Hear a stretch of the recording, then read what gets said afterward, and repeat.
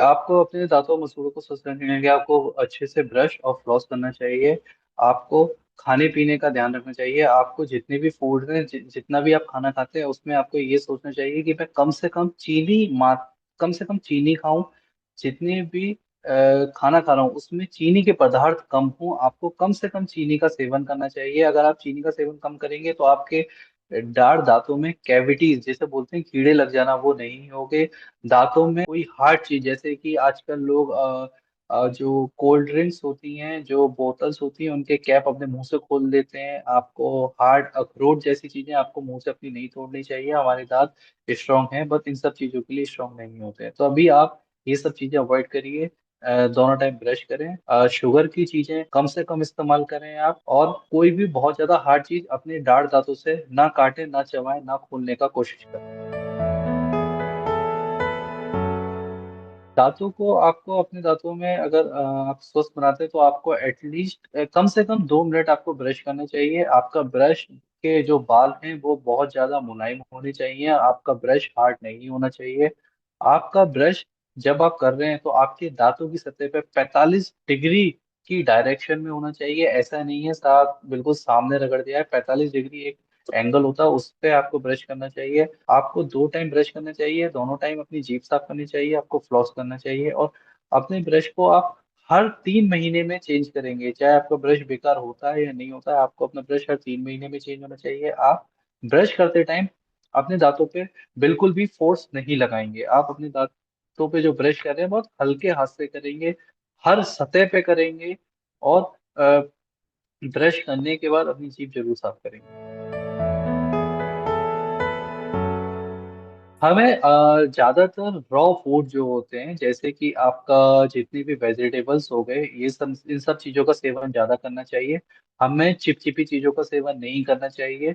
हमें रात में कुछ भी ऐसा नहीं खाना चाहिए जस्ट लाइक कि चॉकलेट हम खा के सो जाते हैं, वो हमें नहीं खानी चाहिए। कि अगर हम खा रहे हैं सो वो चिपचिपा रह जाता है।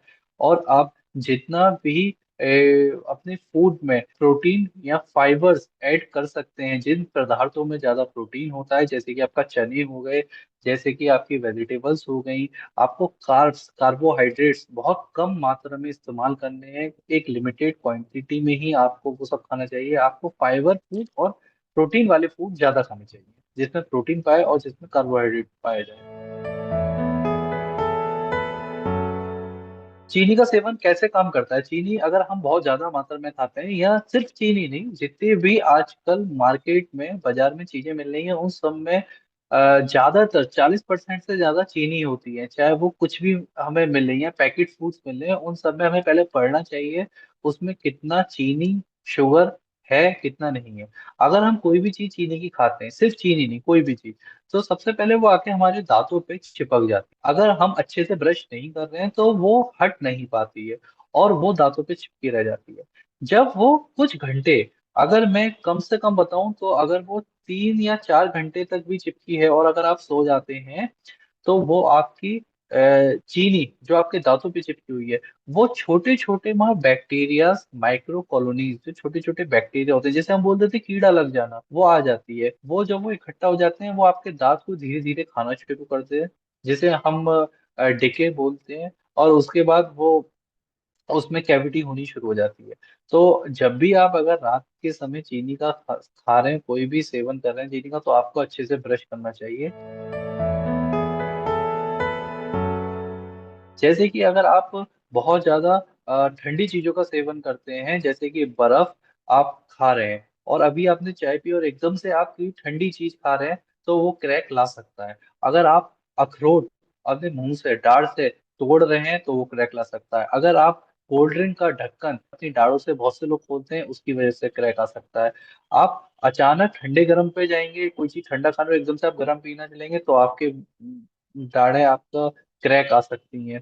और मुंह या चेहरे पे चोट लग जाना, वो भी एक कारण है जो आपका क्रैक ला सकता है। या फिर एक उम्र के साथ, अगर मैं बोलूं 70 साल के बाद या 60 साल के बाद क्रैक्स आ जाना एक नॉर्मल चीज है, कि दाढ़ दांतों में क्रैक्स आ जाता है। तो यही सारे कारण हैं जो कि क्रैक आते हैं दाढ़ में।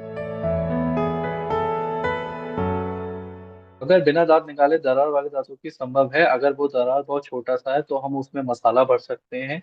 अगर हमें लगता है वो दरार बहुत ज़्यादा बड़ा है तो हम उसका रूट कैनाल जिसे हिंदी में बोलते हैं नसों का इलाज करके हम उसपे कैप चढ़ा सकते हैं, खोल चढ़ा सकते हैं या हम उसे वायरिंग करके उस दाँत को रोक के उसमें मसाला भर सकते हैं। तो बहुत सारे तरीके हैं जिससे हम दाँतों में दरार अगर आ गई है तो उसे रोक सकते हैं और हमें दाँत निकालने की ज़रूरत नहीं है। लेकिन ये सारी चीज़ें तभी संभव है अगर आपके मुँह में दाँत में दरार आ गई है, तो आप अपने किसी भी पास वाले डेंटिस्ट को जाके दिखाएँ, जो वो सजेशन करता है वो आप कराएँ। ज़रूरी नहीं है कि आपका दाँत निकाला जाए।